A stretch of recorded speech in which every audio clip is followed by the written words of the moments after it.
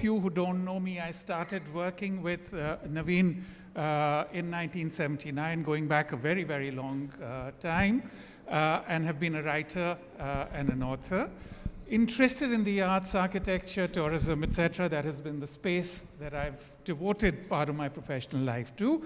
I'm delighted to have this wonderful panel here with me. It needs no introduction. Sanjeev Sanyal, of course, as part of the PM's Economic Advisory Council, and that wonderful book that you wrote, Sanjeev, The Churn of Oceans. Many, but that one I think particularly interested me, leading the way actually to the Golden Road and William Dalrymple. So interesting there. Shruti Poddar, who of course is described as a consultant on conservation, architecture, culture, among the various roles that she brings into play. Aman, we've all known for the longest ever dear friend, and of course as chairman of Neemrana Hotels, fellow writer, author, and well, natty dresser. Here we are. The thing that I am interested in knowing really is what constitutes heritage. What does heritage mean? We've seen the word tossed around in some of the earlier sessions today. We've used the terms heritage, culture, sometimes interchangeably, etc. But from each of you, I'd like very quick responses in terms of trying to understand what heritage actually means and translates it to. Would you like to lead the way? And we'll take it along. Thank you so much. From my understanding, heritage is all that comes to us from the past, very simply. Today, we might have a narrow understanding of it as built heritage, things that we see, old monuments, etc. But if we go deeper, it's not just that. It's also not just the arts, not just dance and music, but also the social order of the past, how people coexisted together, the writings, the languages that we are losing, the scripts that we are losing. There's a whole lot of knowledge, which I would call heritage, which is being lost because when we define heritage in institutions, in government, in the past, there hasn't been enough attention to that which created what we built. Our technologies, our lime technologies, building technologies, so many technologies of the past, so many sciences of the past, they're all heritage.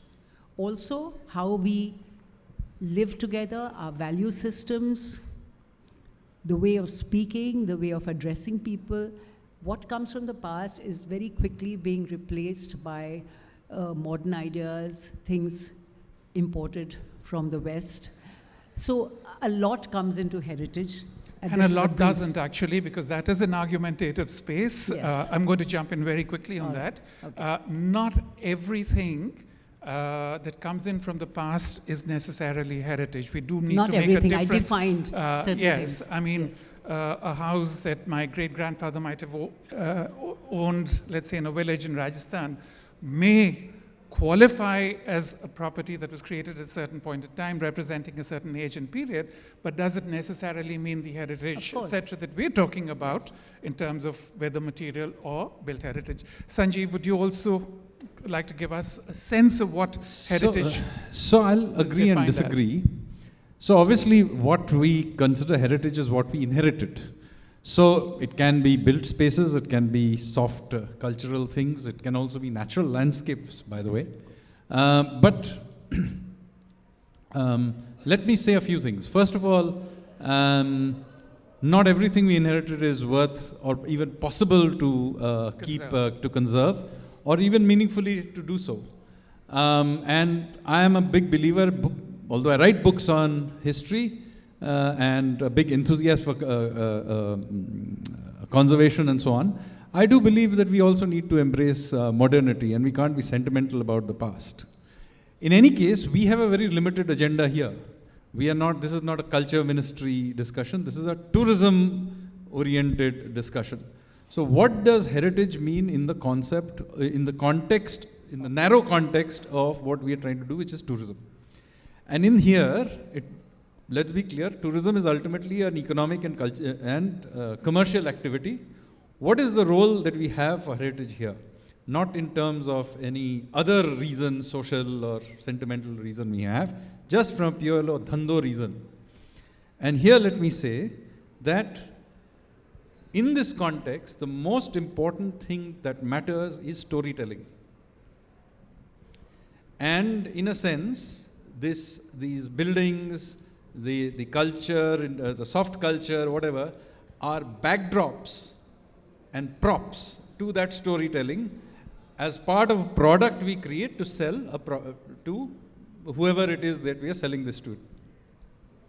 So let me say one thing here. It is very important to be conscious of this point about storytelling. One of the problems is that we have come a long way, by the way, in the last 20, 30 years in terms of at least thinking about our heritage. We are now Hotels by Him, or many other spaces also. We are doing a much better job than we used to. We are much more enthusiastic about, for example, our religious rituals and so on than maybe a generation ago used to be. So in that sense, we have made some progress. But in the narrow context of tourism, let me say, we need to sell this and be conscious of selling a storyline. So in order to illustrate my point, let me show how we do it badly, then you will understand. Yeah, okay. Okay? Now, Rajasthan is all about forts and palaces. That's the storyline we are selling. It's about a story of honor and sort of indomitable spirit of fighting against foreign invasions and so on. That's the storyline you're trying to sell. But you actually go to the palaces in Rajasthan, one of the things you will find along the walls, you will see very proudly displayed photographs of former Maharajas hanging out with the princes in a shikar. Now, I'm sorry, it completely kills the storyline. After having lectured everybody about Maharana Pratap and his spirit, the actual photographs you have on the wall is how you actually bent your knee. You see, so therefore it is very important to understand the story that we are selling. Never mind that here I'm not getting into the historicity of it. Purely storytelling needs to be understood by us because a lot of that storytelling has to be modernized and told in a different way. If you go to Aman's properties, they are fantastic storytelling, but I happen to have seen many of those properties where they used to be. Now, those properties may have been the originals, but they weren't doing the storytelling. His properties, which are actually modern to a large extent, are actually doing the storytelling. So we need to be, for the purposes of tourism, since we are not here, this is not the place to have a discussion about the historical or cultural authenticity of it, but about the experience. That let me say that we need to be much more conscious about the storytelling. Whatever it is, it may be a tea garden in Darjeeling, it may be whatever it is, we don't spend any time doing storytelling. So I am going to ask you over there, you are saying that our stories need to be told by people who are creating these experiences from No, first of all, we need to be conscious that this is what we do. That is what I wanted to ask. We are not ask. even conscious that we are storytelling. Are we all required to be storytellers to understand our At own least heritage? those, because that is not everybody. If you happen to be a pilot in an aircraft, that's also part of your supply chain of your tourism industry. But the pilot doesn't have to be conscious. But the people here who are probably got a significant number who are doing, running hotels and those, there has to be at least some part of the tourism industry that is consciously storytelling. As consumers of heritage, should we also not participate in the activity? Yes, you are. You participated in it. Participating doesn't preclude you from storytelling. In fact, that is what allows the storytelling. But I'm just telling you there has to be some consciousness about it. Today we are not conscious that that is what the product is. Aman, first thoughts? No, I agree totally with what you've said. I think that even a pilot should be involved in the storytelling. If you're flying over Kumbhalgarh and he says to you, the Great Wall of China comes first, but here is the second great wall in the world. I mean, it creates a desire for you to visit Kumbhalgarh. So I think the whole of India can be involved in storytelling. And, we are a ready-made set. Wherever you drop somebody, if Fellini made a film, he had to, get a circus or get a this. I think if you look at Raghu Rai's pictures, or if you go to Benares, go to Old Delhi, you set up a camera anywhere for 24 hours, and if you edit it, there's a ready-made film. You know, India is a continuous film where the medieval and modern coexist. They're telling stories, they're telling of tension, they're talking about how we coexist. So we have to make people conscious. But the problem, I think, is that because we are a colonized people, we're aspirationally still wrong, which is unfortunate, because when we were children, which is one generation before you, we had complexes. When we met an American student at the American school, we used to think they were special, they had better cars, they had better clothes, they had old Levi's jeans or whatever. But during our lifetime, we've dealt with it, and we became equal. Superior is not the best word, but we didn't feel in any way inferior to them because we speak better English than the Americans, we think in a different way, and so on. So once we have got through with it, what bothers me, if you want to say, is that the younger generation is going aspirationally wrong. They are still aspiring to be the people who colonized us, whereas it has been established by people like you, William, you said, and so many others, if you're interested in reading, learning, even from the WhatsApp University, discounting some of its rubbish, how much we learn of our culture, our superiority, our strength, that the youth should be talking about it and talking to the world in a language where they come to us, looking, saying, wow, they're coming. But all of us should. Let me say that, let me defend those who are now in their teens and the 20s. Yes. They are hungry for the storytelling. We are not giving them enough. Let me tell you this. I would agree to a huge extent. We are not telling great stories. We're not great storytellers. But I also believe, I think a point was made in the last session that school children who are taken into museums, etc., for example, are told, don't look left, don't look right, don't touch anything, don't speak, etc. That is our consumption of our heritage and culture, unfortunately. That is not the children's fault. No, it isn't. It is the problem of the earlier generation not doing the storytelling. It's an institutional correction that we have to put into place. Let's take one example, the Mona Lisa, okay. Let's say that none of us had heard about the whole story about the theft of that painting, the this, the that, the legend, the price, all that, and it was hanging here just with other portraits. Nobody would look at it. Nobody would look at it. She's a very ordinary 16th century roly-poly sort of woman. She's not chiseled, sexy, or anything that you can't get your eyes off. But you've got queues of people, Japanese, Indians, everybody's waiting to get to that point to make a picture. It's only storytelling. So you made such a myth about something, somebody attacked it and they put a non-bulletproof thing about it. So the more it enters the public domain, the more people want to see it. The excitement you've created because of that one Caravaggio painting that has arrived in New Delhi today is also because there is a story being told about it. I know, but we are not telling our stories. Yes, and you're right. Our institutions have some brilliant art. The National Gallery of Modern Art, which I visit so often, there's outstanding art over there. And I can venture that very many people do not from the tourism industry actually like come across Naman, them. Ahuja and so on, Yes. they know this, they talk about it. But the importance it is given, it's marginalized, it's like an art activity of somebody.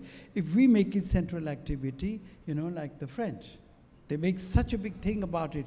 Their policy is that if you bring in French art to France, they welcome it here. I mean, Michelin star restaurants is a great example of storytelling. I've rarely eaten such bad food, but easily Rajinder Da Dhaba beats every Michelin star I've eaten in.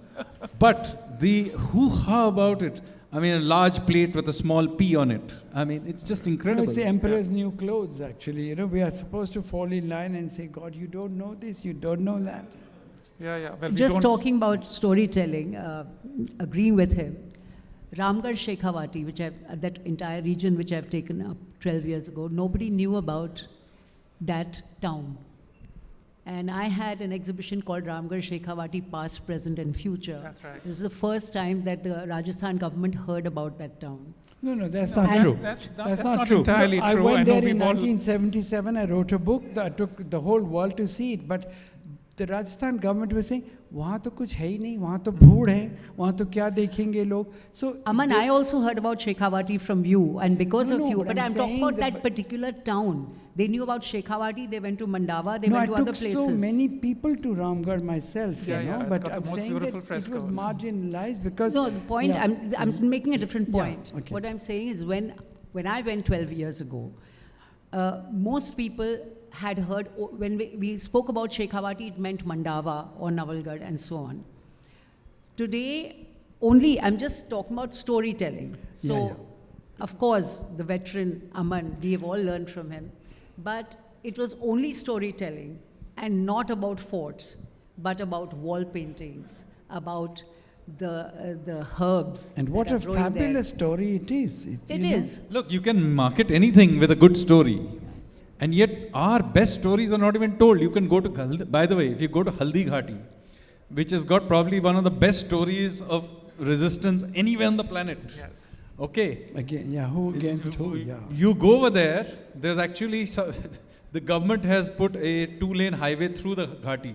Now you can therefore no longer make out what it was about the Haldi Ghati that made it such a choke point Yes. any longer. And this is crazy, right? And we do this repeatedly over and over again. That's what the point is, because we don't not conscious of the fact that we are telling a story. It's not about getting fast to the other side. And so this Or setting up an happens. industrial zone in Neemrana. I mean, why would you do it right there, you know? So, well, our neighborhoods here in this very city, which is, I mean, it's been compared with Rome for the number of monuments, etc. Perhaps very many more than Rome, etc., that we have here, are getting swallowed up by neighborhoods. They being encroached on. Again, is that because we lack sense of history, a sense of heritage?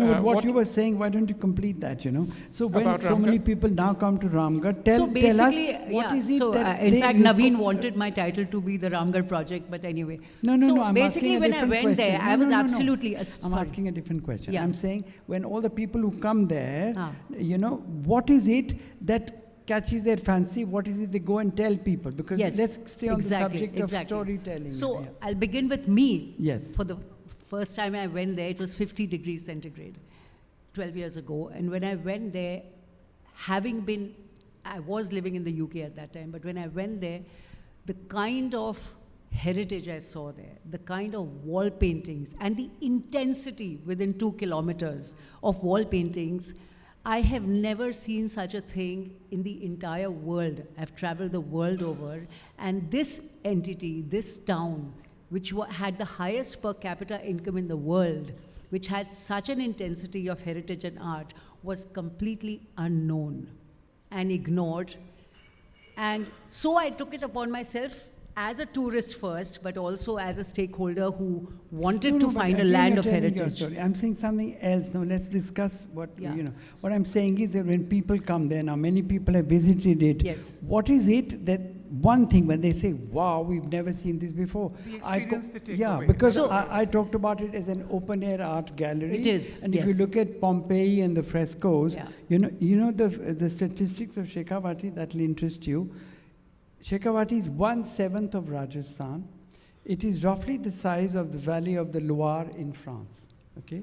And the valley of the Loire alone gets more tourists than the whole of India. Absolutely. I mean, that tells a whole story in itself.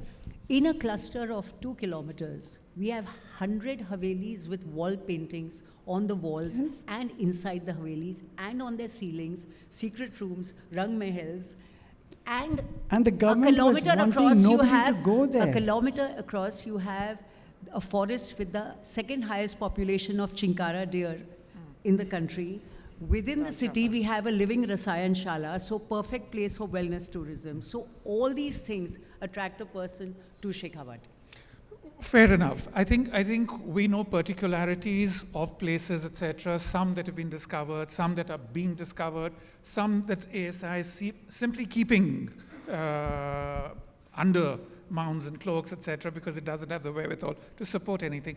How does, because we cannot expect, I imagine, other than regulation, the government to do anything, how does the private sector, one, take care of this, this kind of built heritage? The other, which matters greatly to me, is the sense of material heritage that none of us talk about. And material heritage can be anything from memories to objects to, of course, textiles, food, music, dance, performances. I mean, again, it's been talked about. We go into Vienna and we will go and attend a Mozart concert. We will see a Broadway show in New York. We will likely go to an opera in Paris, etc. But we don't have a single music betak when we come to a city like Delhi or Bombay, anywhere. Where is all of this? We know that there is a dynamic spirit, that there are institutions, music is alive, dance is alive, all of this is happening. But why is it not being integrated in any sense into the tourism experience, and who is responsible for putting this together? I think it's beginning now. You can't say that. I think No, this it is government being is making integrated. you Yes. very conscious of it, and the different generations are getting interested. So we have it was incidental. ourselves No, that's what I'm integrated saying. it. I know it's there, but Because when I went to Shekhawati, I realized after a year or so that the low-lying fruit was tourism. So I immediately contacted the government. I started I started hospitality, though I was not a hospitality person, because that's a requisite for tourism. So I bought a Haveli, built a hotel. Then I said, how do I get the world here? So I started a festival there in 2016. Now we are on to our 10th year. Even during COVID, I didn't stop the festival. So, and it showcases the built heritage. It showcases the music, not just from Rajasthan, but from all over India. It showcases dance, it showcases theatre, No, but it how many are showcases the everything. numbers? That's the thing. You see, Sorry? you know, we're talking of France as the world leader in tourism. Do you know which year it was when André Malraux said, let's make Paris, you know, the sitting room of the world? 1959. the year I was born. Yeah, 59. And we are today becoming conscious of that. But it's never too late. And because, you know, when India puts its energy together, we are infinitely brighter, have so many ideas, but then we, like a panier de crab, you know, like bring everything down. So I think you have to value the people who do the work, you know, people who are, rather than invent a government person who will go and do that thing. There's so many people doing extraordinary things. The government has to pinpoint, empower them. No. Government doesn't have to do this. Okay. Government I'm has to against create government but it has to intervention. create the No, it regulatory doesn't. framework. Some Without it, you general can't. regulatory framework which it has done. I But who get does very it? no. Please don't. Trains This, of this, Ramgarh this then- no. This whole statist attitude you have is the problem. Is the problem. Okay. Every time there is this kind of thing, government's job, make sure the police works, the roads are clear, hopefully, No, but supply the electricity. drains are also not done. And make the drains, clear the garbage, none of which they do properly, and let them do it. Please do not divert their attention to these kinds of things. I am telling you why. Because this is not a problem, by the way, only in tourism. India, for some great reason, we still have this socialist idea which we still love. I didn't that say government should solve all these problems. No. Not I asking didn't for the say government that. to Saying solve. that. I We're not didn't saying say that that. at I all. said there are people doing fantastic work in many fields. You know, somebody should fund them, give them status, position. Let the private because- sector do it. Why the do you need to give them private sector positions? is I am doing it. against this. I think And we're I'll tell you moving- why. But what happens actually whenever this Then you say- nepotism happens, No. yeah. No, I'll tell you what happens. In every sector, nothing to do with tourism only. Once the direction of the conversation goes here, it leads to, we need to have some sort of a national board, and we must put some good retired IAS officer to run it. You've got to be kidding me. That's the I mean, end of it, yes. yeah, absolutely. You know, the person who couldn't do anything till 60 suddenly becomes competent after 60. You've got to be kidding me. You've got to be kidding me. That's absolutely right. And I think we have examples of that. A Mehrangarh fort in Rajasthan is run far better than a government facility would By manage a definition. property. By So- definition. Yeah. If we did find that great, talented, retired IAS officer, we need him for RBI governorship, SEBI, all kinds of things. You won't get it for the tourism board. I Be very think clear. the idea is we need regulatory frameworks, and then the private sector has to Has take to do over it. everywhere. So my question here is, I'm absolutely in agreement with him. It is us, the private sector, who have taken up all these initiatives, and we are doing it with private funding and sponsorship. But when our tourists come, and if we go on and on and on with the Nagar Palika, and they don't clean the drains in front of our Havelis, they put the Kudadan in front of our Havelis. No, so we are a democracy, you can figure that out and force them. But you see, the reason we end up here is you invite them in. We do. You invite them in by doing the following thing. Yeah. Let us, somehow the culture must be promoted, this festival must be promoted. No. Culture and festivals do not need to be promoted by the government. They're not capable of running these things. Certainly not in this country, probably not even in the world. Some of our greatest festivals are actually privately handled. As they it are should being be. done very well. And that's absolutely fine. And whether that's happening in No, Goa, what I'm trying to what's figure happening out from you, when we want to create... First of all, I have an ideological problem with government involvement in anything other than basic administration. No, but I'm As only you know talking that. about basic. We don't want the government Yeah, so involved. let them do that. Let but them they're do not that. doing it. No. So let's as a people force them to do basic administration. My problem is this conversation will start here. In 2 steps, you will all be demanding a tourist board for this country because in New South Wales you found one which works very well. This is a very slippery slope. I'm just pointing this out to you because all these conversations end up here. This does not just for tourism. This is civil aviation. They will have the same conversation in textiles, the same conversation. And very quickly, everybody loves Ashoka the Great. But the most important thing to remember about Ashoka the Great is that the Mauryan Empire collapsed under him. Okay, all right. Aman, I'm going to come into you to ask. We've talked about various components of what we understand to be culture and heritage, etc. We see that the tourism platform in India takes cognizance more of the built heritage rather than the rest of our material heritage.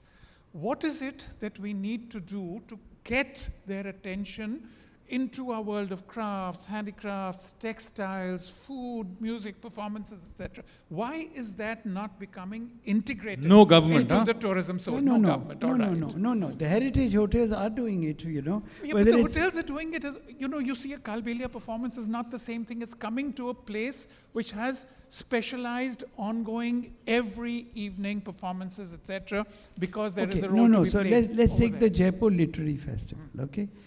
This was an idea which between private sector and government, which is a great combination, incidentally. Both people, even at one moment, come together. There was Himachal Som, and there was, Anoki and Namita and all this. And at Neemrana, we said we will... So they asked 50 authors to come to Ashok Hotel to do a fantastic program they had called At Home in the World. It was about Indian writers writing in English. And they said that about 80% of them refused to come. So they were very surprised. So we met them and we said, I think that they don't want to come to the Ashok Hotel. For that same reason, it's a kind of block, the same old. So let's do it at Neemrana. And then we had a problem because we had 50 rooms and 50 authors said yes. So it's triggered that off, and they realized what they were sitting on, and it had to grow, and they said, let's call it the Jaipur Neemrana Festival, so that we started at Neemrana, because people will come from Delhi, take it to Jaipur and bring it back. But the idea became so big, it became the world's biggest festival. So I think in every field, in dance, there's a Khajuraho festival, which have government-sponsored things. But if one passionate person comes into it, then, or a group of passionate people all over India, then I think India will take off. It's not one place. I totally agree. And I think a lot of that strength has to come from within India. I mean, it's the India and the Indians who need to actually first buy into and consume these products. I think that moment has come because the world will follow. Yeah, Amrit, all this. The follow-up of this is that we recall that we are a great nation. We're not that fallen nation which everybody walked over. And internationally also. Now, we've overtaken the economy of England and the colonizing nations. So we don't have to be embarrassed or ashamed of anything. Our airports are better than the whole world. So people land here and then... Sanjeev, I will ask you, in terms of, let's say, a lot of our architecture, etc., the scope of looking at, for example, stepwells, etc., falls between the center, the state, the Archaeological Survey of India.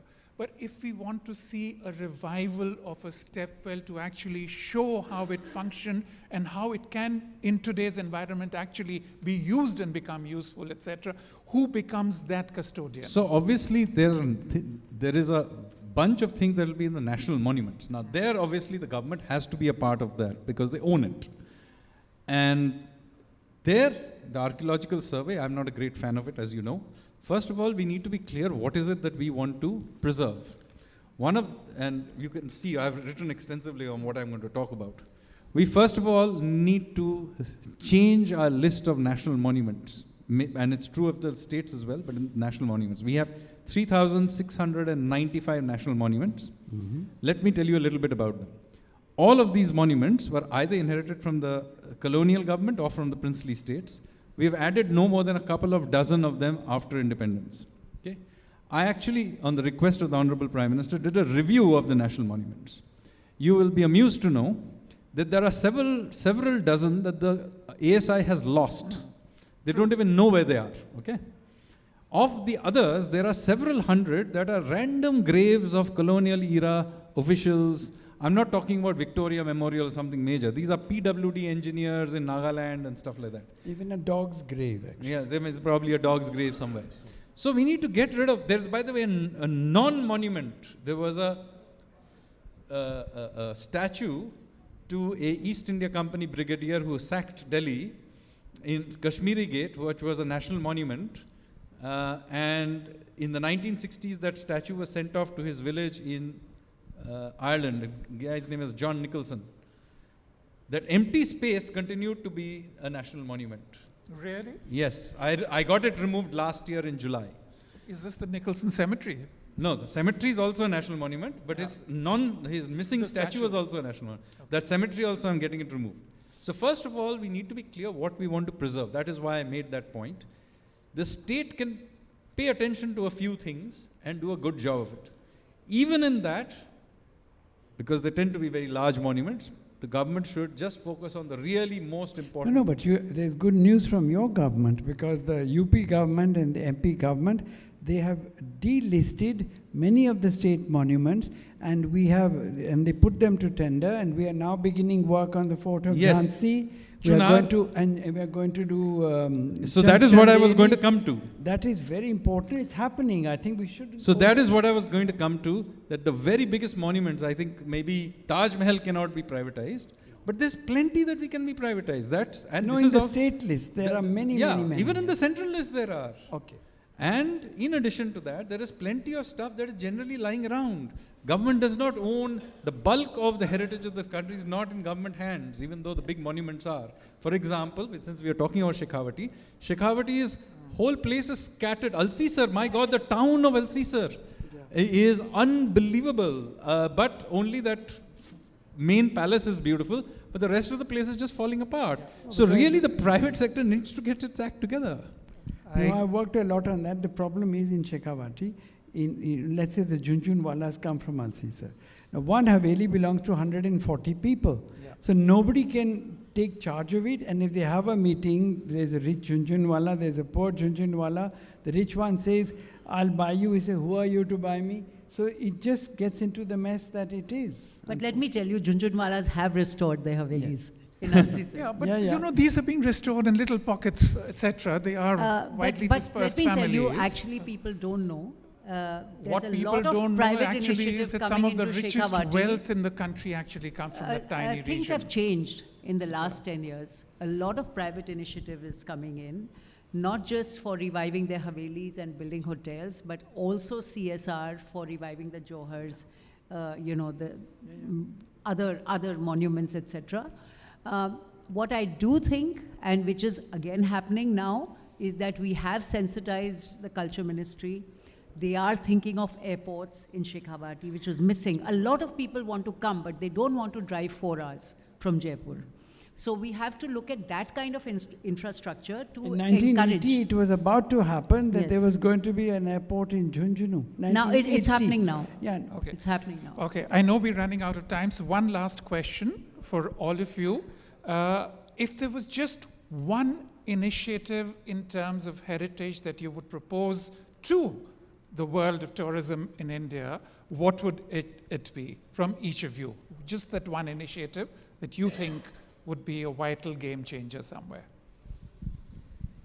I would encourage every person living in a metro to come back to the grassroots and see what was left behind and see if they want to do something with it.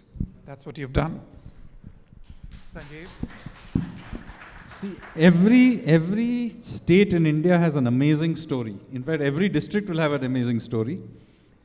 A few parts of India have finally began to do some storytelling. I think I gave the example of Rajasthan, even though I was criticizing it, the fact of the matter is they've at least begun to tell some story.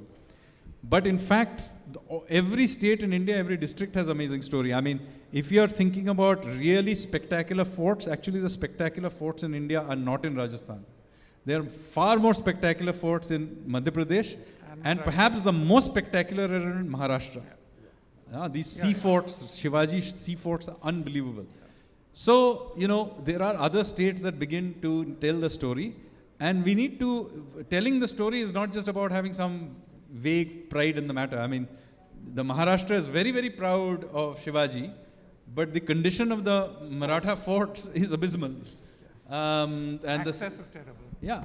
Similarly, Bengalis are quite rightly very proud of their culture. But, the old terracotta temples of Bengal, except for 1 or 2 places, they are all rotting. Yep. And so we need a certain amount, this business of storytelling has to be taken very seriously across the country. Aman? I think the word district is very important because how many districts are there in India?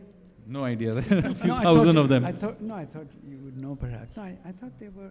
They keep changing. They keep changing. 500 something, whatever. I think that if every district had one project which was taken over by private sector to demonstrate how a Baudi, a sarai, whatever, a palace, fort, abandoned, listed, delisted, can become a center. What we do, we've done 32 projects in 18 states, which is a lot for individuals to do against the current. But we do it, and then it becomes demonstrative, and more and more and more people do it. So I think that it has to be done on a much bigger scale so that we can make something out of nothing all over India. Because that nothing, what we call, is, if you look in Australia and America, they have, factory, this is 1850, so on, with that kind of thing. Every backyard we have something. So I think pride in ourselves and waking up dead places, putting life into them for mainstream revenue earners, for seeing that people don't migrate from villages to the cities, and all the plus points that you can when you develop small places in India. And So- like a few of us, prepared to walk alone. We don't need a crowd to begin something. No, I hope the crowd If you is have following passion, you that. can start Yeah, you alone. have to be the Pied Piper. So yes, grassroots storytelling initiative, again, with a sense of ownership. I think there we have some talking points emerging from this session. Thank you all, Shruti, Sanjeev, Aman. Thank you. And thank you in the audience. I also wanted to thank, I mean, I don't see anybody in the audience who's idle. I think Naveen Berry should be thanked because we can call this the parliament of predictables, because everybody we see here come again and again and say the same things, but at some point I hope they will be heard. Yes. Thank you. Thank you so much.